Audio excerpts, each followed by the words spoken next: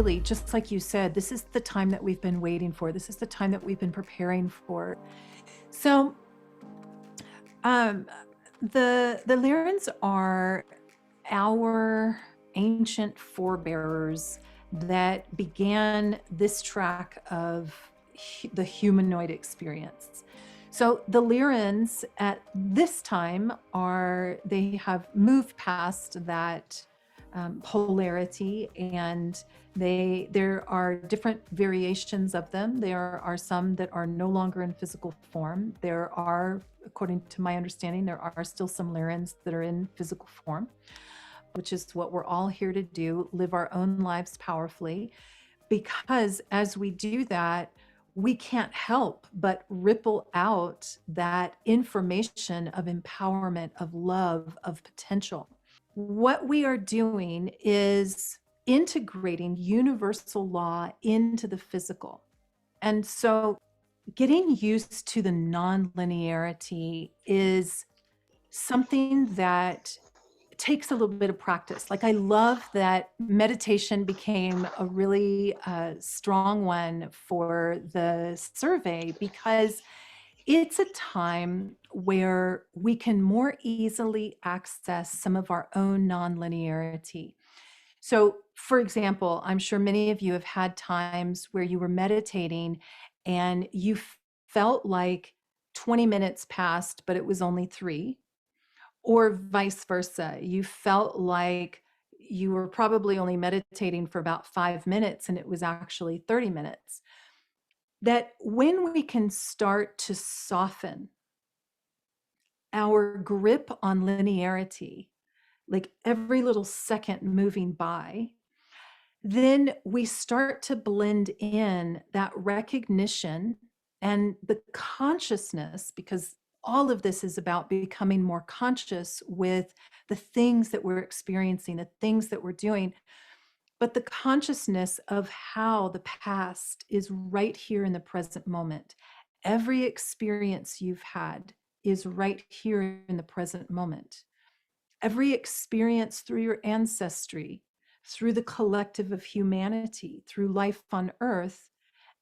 And for this group, that recognition that all of those experiences, even from other planets, is right here, right now.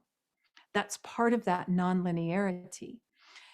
And then you also bring into that the future that is right here in the present moment, that the potentials that you are creating that will manifest in the future are right here in the present moment.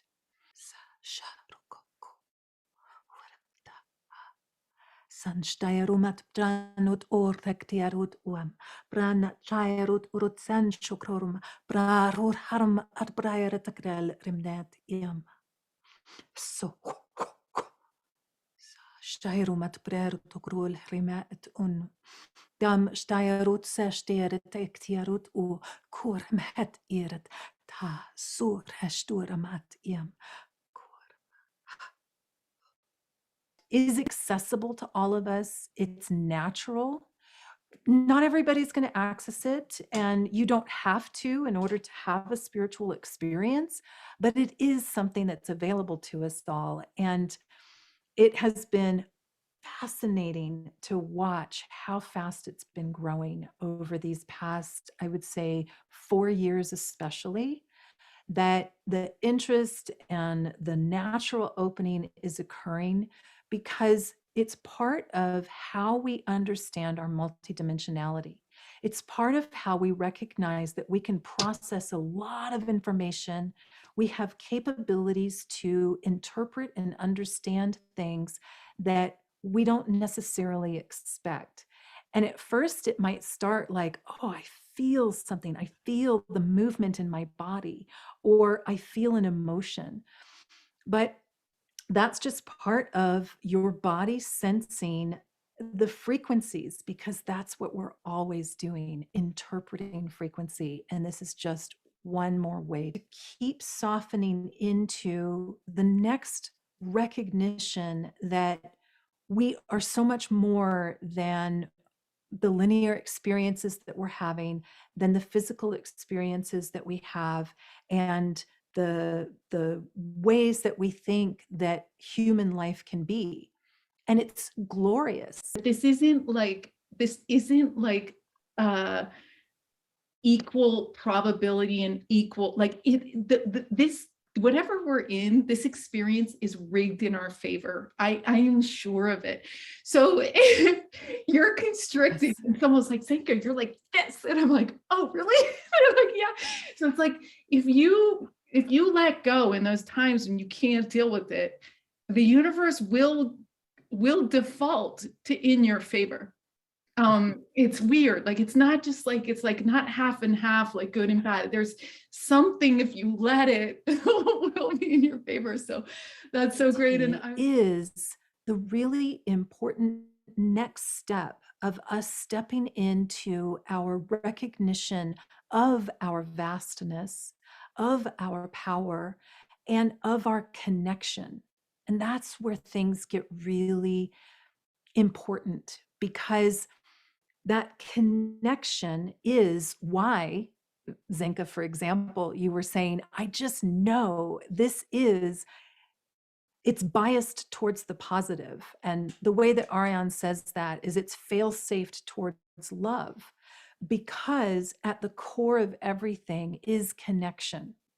And that's what your nonlinearity is. It's letting you more consciously connect the past, the future, and the now. It's letting you consciously connect the separation into something that's recognized as similar. It's letting you connect those opposites, positive and negative. It's letting you connect the things that seem like they're a challenge into their new potential. So that nonlinearity becomes key, because we're having to get used to the rules of the subtle realm, where here in the physical realm, our rules are action and control and manipulation. And I do not mean that in the negative sense, even though there's plenty of negativity out there with that. But if you want to take a step in physical, you have to move your body, you have to take that action. But the subtle realm rules are different. Things are not formed. And so it's your resonance, it's the totality of you that speaks to the subtle. And bringing that consciousness into your non-linearity, especially when you can be neutral, that's where you can hold that broader power, or that deeper divinity and wisdom that you already are, you always have been, and you always will be. And so talk about that. How do you let your cosmic self be a part of this human experience? Getting outside, especially when you can see the stars, when you can connect with the planets, or just even seeing like the moon in the daytime. I love using that to kind of take that moment and connect into my broader self, because we get so conditioned in our physical senses that we're this little thing, and then there's that big sky that's out there, but we're part of that as well. This is so natural to us. It's just a matter of starting to condition ourselves that we can be grounded and participating in life, fully human. But what that really means is so much more than what we've been taught. I mean, the whole process of ascension and the evolution that we're going through is anchoring that higher self, or that higher frequency self, the multidimensional self, the nonlinear self, into the human experience, so that you can be in that moment of challenge. It's obviously easier when things are wonderful, but you could be in that moment of challenge, and even with the discomfort, you can still touch that part of the self that's like, all is well, and I know that, I know it. That's what all of this is about, that even that the chaos or the challenging things are helping to bring us into more of our power. And this is why Areon has been saying, get your energy into the world. Don't just observe it and go, oh my gosh, that's happening. Observe it and go, excellent. What do I want to create from that?